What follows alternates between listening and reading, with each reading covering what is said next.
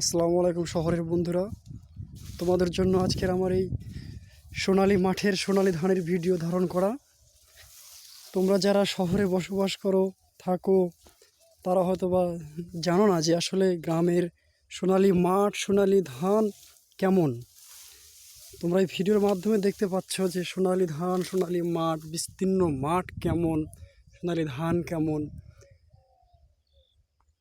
তোমরা যে সোনালী ধান দেখতে পাচ্ছ, এই ধানটা ফলাইতে একটা কৃষকের যে কী পরিমাণ ঘাম ঝরাইতে হয় হয়তো বা তোমরা সেটা উপলব্ধি করতে পারবা না, কিন্তু যারা ফলায় তারাই উপলব্ধি করতে পারে যে একটা ধান উৎপাদন করতে কী পরিমাণ একটা কৃষকের কষ্ট হয়।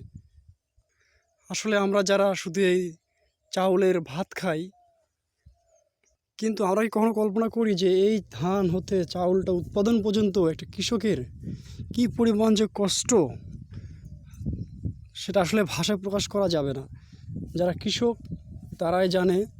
তোমরা এই ভিডিওর মাধ্যমে দেখতে পাচ্ছ যে সোনালী মাঠ সোনালী ধান, সোনালী মাঠ সোনালী ধান, যা কৃষকের একটা কর্মের গর্ভ, একটা কৃষকের কর্মের গর্ভ যে তার সোনালী ধান যখন ঘরে ওঠে।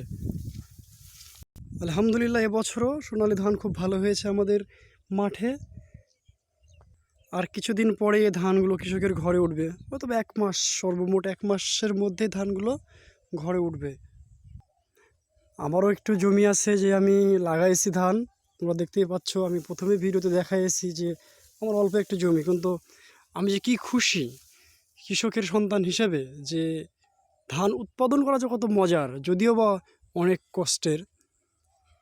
তো বন্ধুরা, তোমরা যারা শহরে থাকো, যারা গ্রামে আসো না, এই সোনালী ধান দেখতে হলে গ্রামে আসতে হবে।